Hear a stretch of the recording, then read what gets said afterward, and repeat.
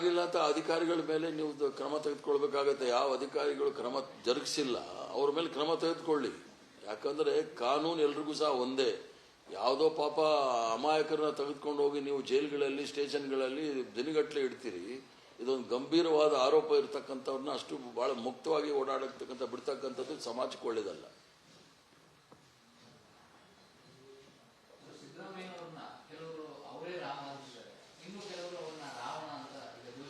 ಈಗ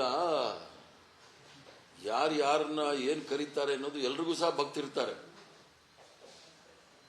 ಯಾರೋ ಕೈಲಾಸ ಆಶ್ರಮ ನಿತ್ಯಾನಂದನಿಗೂ ಸಹ ಭಕ್ತಿರ್ತಾರೆ. ಆ ತರ ಸಿದ್ದರಾಮಯ್ಯನವ್ರಿಗೂ ಭಕ್ತಿರ್ತಾರೆ. ಏನಾದ್ರು ಕರೆದಿರ್ತಾರೆ, ಅದನ್ನ ನೀವು ಅಷ್ಟೊಂದು ಸೀರಿಯಸ್ ಆಗಿ ತಗೋಬಾರ್ದು.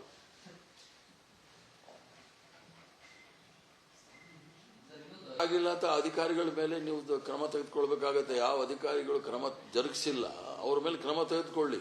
ಯಾಕಂದ್ರೆ ಕಾನೂನು ಎಲ್ರಿಗೂ ಸಹ ಒಂದೇ. ಯಾವುದೋ ಪಾಪ ಅಮಾಯಕರನ್ನ ತೆಗೆದುಕೊಂಡು ಹೋಗಿ ನೀವು ಜೈಲ್ಗಳಲ್ಲಿ ಸ್ಟೇಷನ್ಗಳಲ್ಲಿ ದಿನಗಟ್ಟಲೆ ಇಡ್ತೀರಿ. ಇದೊಂದು ಗಂಭೀರವಾದ ಆರೋಪ ಇರತಕ್ಕಂಥವ್ರನ್ನ ಅಷ್ಟು ಬಹಳ ಮುಕ್ತವಾಗಿ ಓಡಾಡತಕ್ಕಂಥ ಬಿಡ್ತಕ್ಕಂಥದ್ದು ಸಮಾಜಕ್ಕೆ ಒಳ್ಳೇದಲ್ಲ.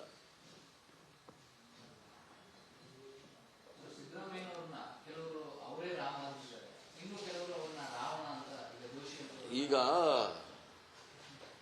ಯಾರನ್ನ ಏನ್ ಕರೀತಾರೆ ಅನ್ನೋದು ಎಲ್ರಿಗೂ ಸಹ ಭಕ್ತಿರ್ತಾರೆ. ಯಾರೋ ಕೈಲಾಸ ಆಶ್ರಮ ನಿತ್ಯಾನಂದನಿಗೂ ಸಹ ಭಕ್ತಿರ್ತಾರೆ. ಆ ತರ ಸಿದ್ದರಾಮಯ್ಯನವ್ರಿಗೂ ಭಕ್ತಿರ್ತಾರೆ. ಏನಾದ್ರು ಕರೆದಿರ್ತಾರೆ, ಅದನ್ನ ನೀವು ಅಷ್ಟೊಂದು ಸೀರಿಯಸ್ ಆಗಿ ತಗೋಬಾರ್ದು.